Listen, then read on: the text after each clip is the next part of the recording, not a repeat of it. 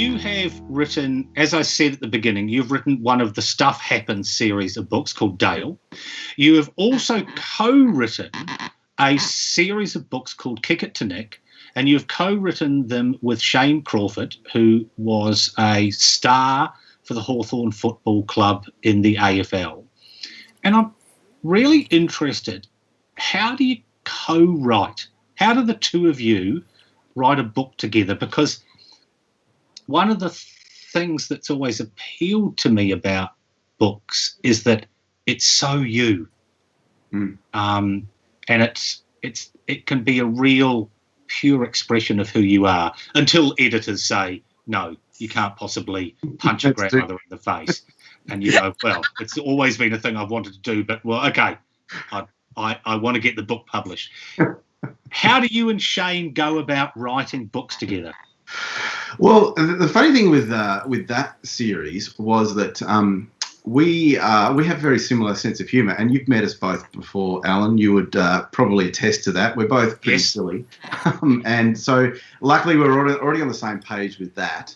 So it's almost like well, it's obviously a collaboration, but I took a lot of his football stories. So we would sort of sit around in shoots, and he would tell the most amazing stories about life, playing footy and under difficult coaches, and missing training, and playing away and not finding the ground and all these kind of crazy things. But a lot of stuff that didn't make. You'd think getting to the ground was like almost number one thing that a football player has to do. You would. So some of that stuff didn't make it in, but he did talk a lot about footy antics, and so I wasn't that good at footy. I know that's amazing. That's a huge revelation, because you're looking at me and you're thinking he would have been a superstar at footy, but no. There's a huge cup behind you. That's right. I won that. So that's a premiership cup from. No, not at all. Like, that's actually stolen from the props bay where I used to work. Is that? But it gives a very good impression, doesn't it? Yeah. But, no, I wasn't that great at footy, so I sort of took his footy stories and his love for footy, and then I meshed it together with my love for monsters, because the oval that they play on is cursed, and so there's a different monster in each book. And so I love Doctor Who and sci-fi and all that sort of silly stuff, Gremlins and, the Marvel movies. So we sort of mashed up all our loves together into this story. So each book, Nick and his friends had to face off not only against the opposition on the field, but against some football-based monster. And so it was kind of pretty quirky, actually, really, when I sit down and think about it. But yeah, it was basically throwing together all our loves and a lot of talking.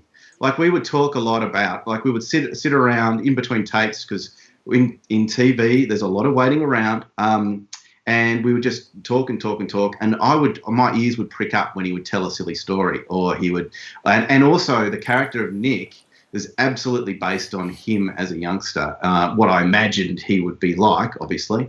But yeah, we would talk a lot, and then I'd go away and do a lot of grunt work, and then I'd come back and say, okay, this is where we're at, and he'd read through a little bit, and then we'd go back and work on it a bit more. But it was a genuine collaboration of our love. So he brought a lot of the footy action, and I brought a lot of the stupid monster action. What a great combination. I'm totally going to get some of those and read them. And look, isn't it a wonderful job in which we find ourselves, where you can write a book about pranking that helps save the environment. You can write a book that combines your love of monsters with your love of listening to Shane Crawford's stories about not being able to find the footy oval he's meant to play on. It's just wonderful. And Nat, you've just been published. The Schoolyard Millionaire book has been published in Italy. Yeah, who would have thought it? Excellente, bellissimo, or something like that. I don't know. Perfetto. That's the one. Mozzarella Parmigiano. you obviously knew that it was going to be published in Italy. Oh, yes, I did know at some point that it was going to be published in Italy. I didn't know it already had been published in Italy. So I did sign a Italian rights contract a long time ago, actually, because I think it got picked up at maybe the last Frankfurt Book Fair or something. And then I got one email that was asking about a change of title. And then next thing I knew, there was some Italian blogger sending me a message with like some review of my book that I couldn't read. And I saw the cover for the first time and I was like, oh, I'm in Italy. Yay! Mozzarella Parmigiana. Is that the only other country apart from Australia and probably New Zealand so far that the book's been published in? No, I've sold to Estonia. So it came out in Estonia earlier this year. It's called like Kulihavi Milanujari Kulali or something along those lines. Oh my God, I hope no one from Estonia watches this. I was going to say, that sounds really accurate. I'm sure that's right. Hey, you know what, Adrian? How's your Estonian, huh? Not as good as yours, clearly. Yeah. No, so just jealous. Italy, Estonia. Yeah. Romania. Yeah. And one more that I'm not sure I'm allowed to announce yet because I don't know if we've actually signed. So, and then another mystery one. Does it end with Ania? Transylvania. No, this one doesn't end. This is not a non-Ania. Okay, and it would be bigger than those other countries? Yeah. Okay. Good luck. I hope it's a big one. Let me put it this way: I should be able to pronounce the title much easier. Oh. Norfolk Island. Lithuania. No, I said it wasn't an ear. No.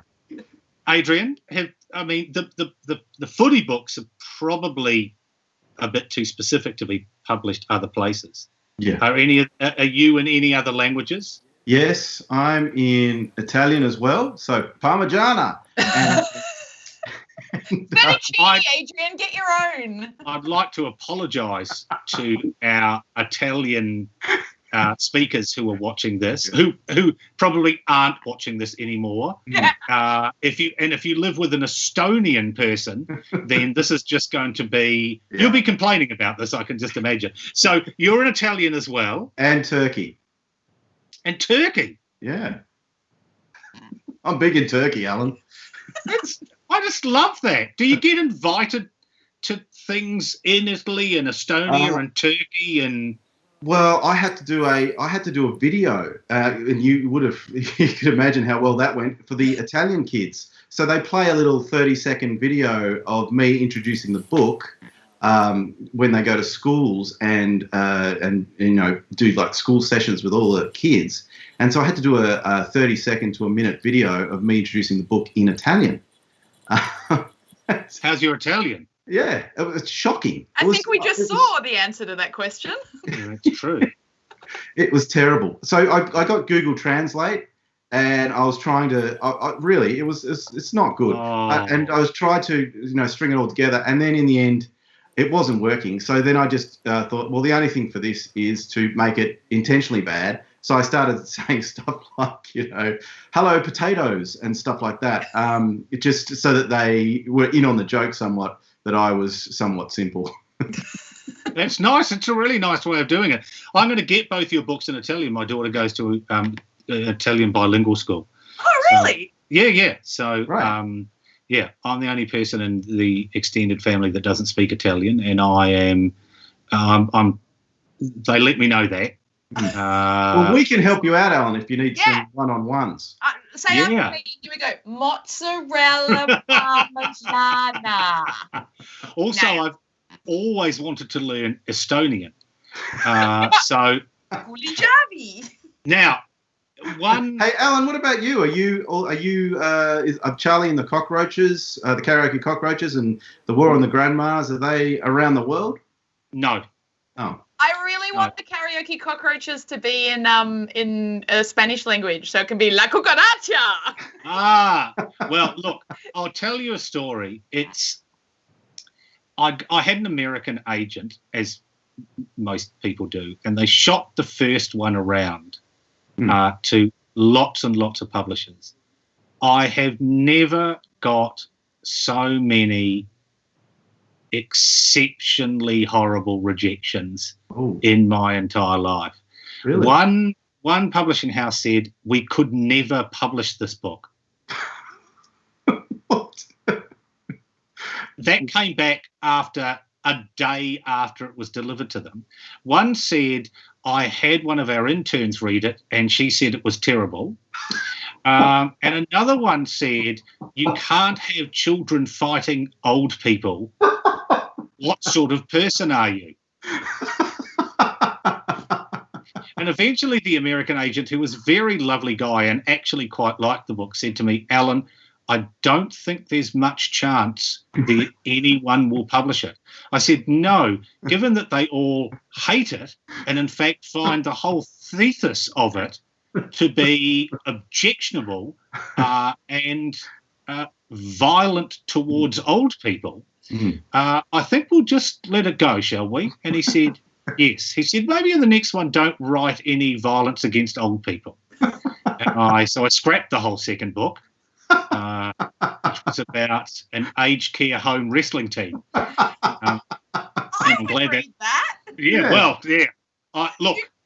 Well, where was their audience? I don't understand. I was here the whole time. It's sitting in the bottom drawer. I'll send it to you. Okay, great.